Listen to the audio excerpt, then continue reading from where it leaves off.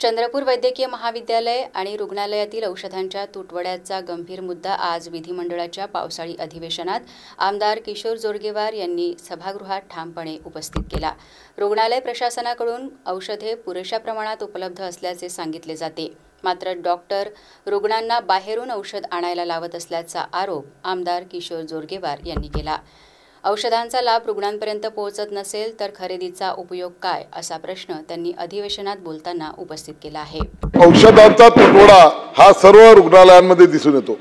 मंत्री महोदयांनी सांगितलं की औषध पुरेशा प्रमाणामध्ये उपलब्ध आहेत, हाफकिमकडून खरेदी बंद केलेली आहे, डीनला अधिकार दिलेले आहे।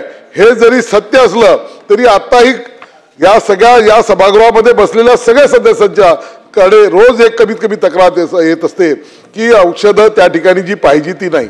आणि म्हणून माझी या ठिकाणी स्पेसिफिकली विनंती या ठिकाणी अशी असणार आहे की काही डॉक्टर असे आहेत, त्यातल्या त्यात विशेष म्हणजे मेडिकल कॉलेजचे डॉक्टर, कारण की ह्या मेडिकलच्या कॉलेजमध्ये असलेल्या डॉक्टरांना तिथल्या रुग्णांशी काही सोयीसुतूक नसते, केवळ आपला टाइमपास म्हणून ते त्या ठिकाणी कामाला येत असतात।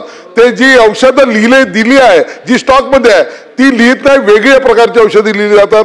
दुसरी गोष्ट, या निमित्ताने एक प्रश्न येतो, कारण की जेव्हा केव्हा आम्ही औषधीवरचं बजेट पाहतो, मोठं बजेट असतं, ह्या खरेदी केलेल्या औषधींचा वापर होतो का? आणि तिसरं, काही विशिष्ट एक रॅकेट तयार झालेला आहे या पूर्ण महाराष्ट्रामध्ये, जे हे रॅकेट पर्टिक्युलरली पूर्ण टेंडर मॅनेज करून विशिष्ट लोकच त्या ठिकाणी पुरवठादार।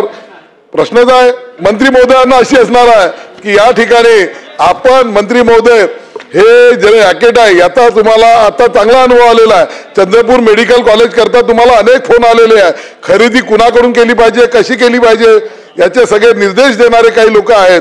तर म्हणून आमची विनंती एवढीच असणार आहे की फर्निचर असो की औषधी असो, त्यामध्ये पारदर्शकता येत खुल्यापणाने सगळ्यांना त्या ठिकाणी सहभागी होतील अशा प्रकारच्या त्यामध्ये कंडिशन असाव्या, ही माझी या निमित्ताने विनंती आहे। आमच्या शासकीय महाविद्यालयाच्या कुठल्याही हॉस्पिटलमध्ये औषधाचा तुटवडा नाही।